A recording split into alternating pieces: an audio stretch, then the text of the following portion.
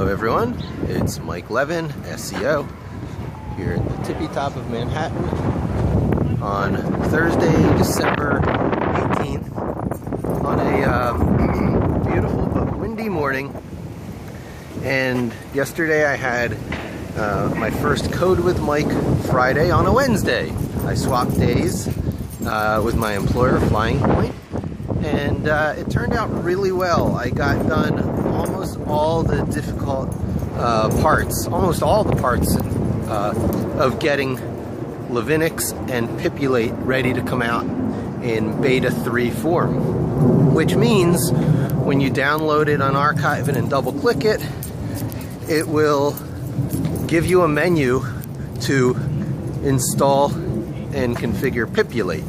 And once that's done, you can start using Pipulate, which is the killer app that now will be permanently paired with Levinix, both as a useful tool to the SEO and social media marketing community, and as a tutorial, an easy way to get started learning Python for the programming learner community. And the last things left are to make sure that I haven't broken the CSV handling capability of Pipulate and messaging. Diamond Age by Neil Stephenson keeps popping into my mind. There are so many ways to describe what I'm doing with Levinix, but the one that keeps coming to the surface is the crazy educational book experience that the main character in Diamond Age had created for his daughter. And of course I see parallels.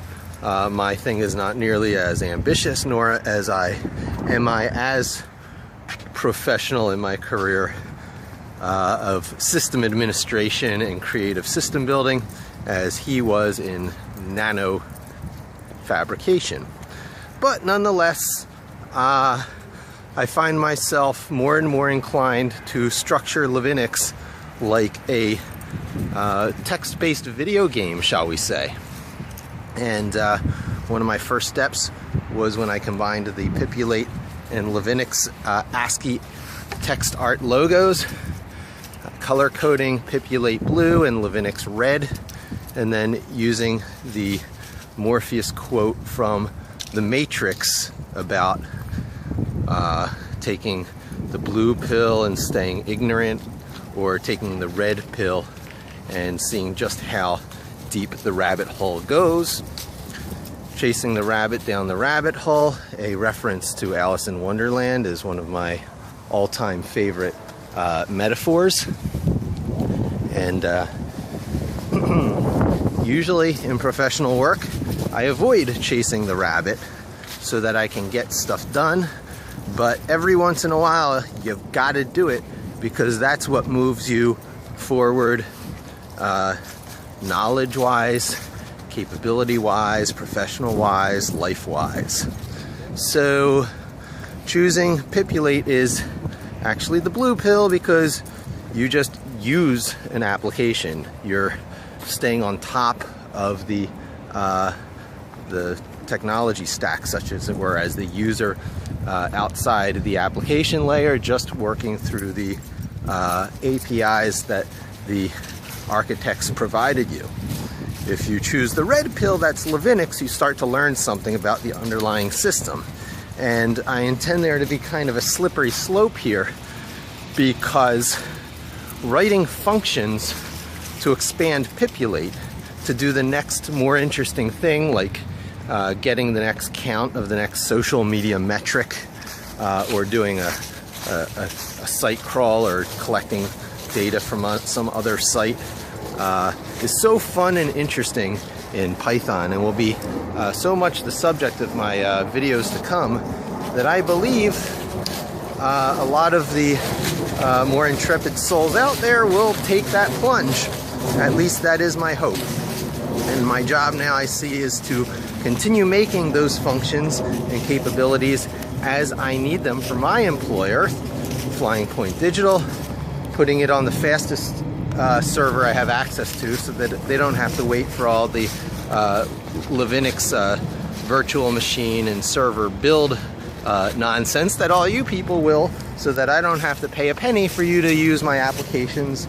There's no paid hosting involved, and there's utter and complete privacy, except insofar as you use Google Docs to house your data, but then you can always choose the CSV files to house your data, and then nobody knows what you're doing except the services that you're hitting to collect the data from, because, you know, even staying super private, the internet is not an island. This stuff actually works because machine A is interacting with machine B, reaching out, grabbing data, pulling it back, sticking it in a database, whatever.